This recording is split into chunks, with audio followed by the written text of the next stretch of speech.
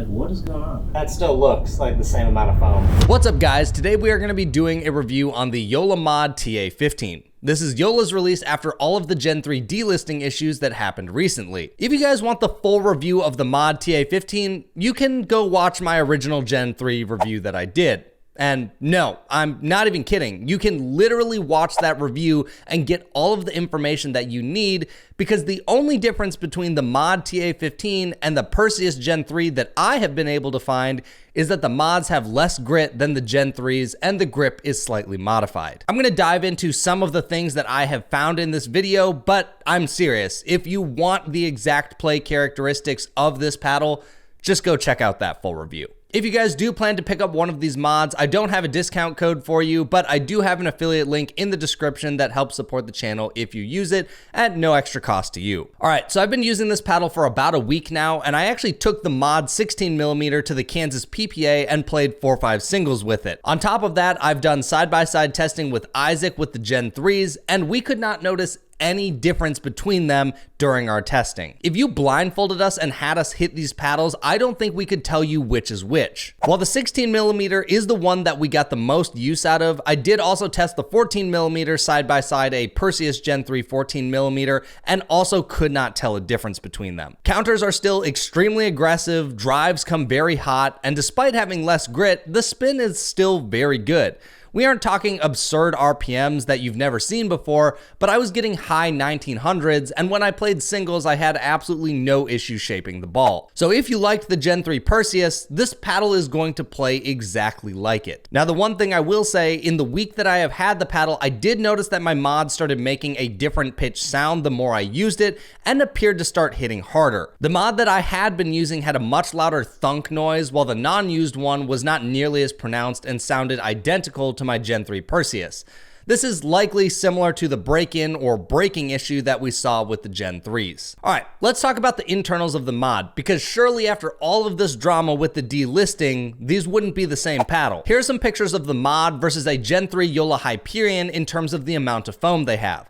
As you can see, they have what appears to be identical amounts of foam inside the paddle. You can even see me measuring the foam on both paddles here. So this would explain why they hit the same as each other, because they are literally the same paddle. I also noticed after cutting my mod open that one side of the core was slightly crushed. Not severely, but it was there.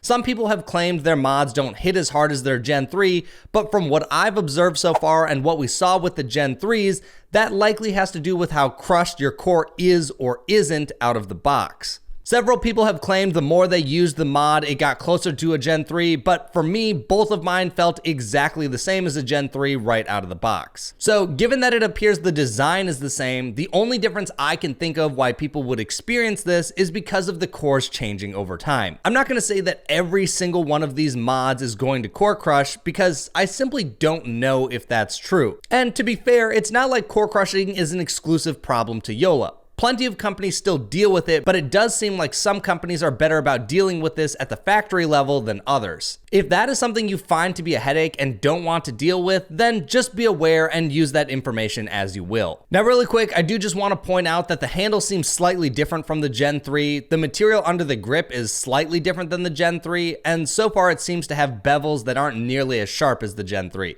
Maybe I just got the luck of the draw with the grips that I got, but it does feel slightly better than what I saw before. So anyways, guys, that's really all I have for this review. Again, if you want the exact details of how it'll play, just watch my original Gen 3 review, because after playing with both the Gen 3 and the mod, I was unable to find a difference in how they play.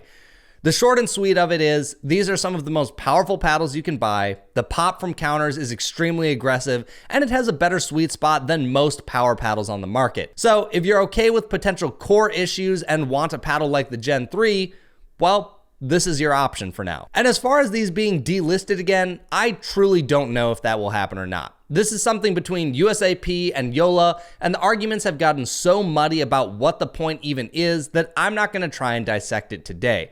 All I know is if the mod is approved, then I don't know why the Gen 3 isn't, because I can't find a difference between them. But anyways, that's all I've got for you guys. So take it easy, and I'll catch you in the next one.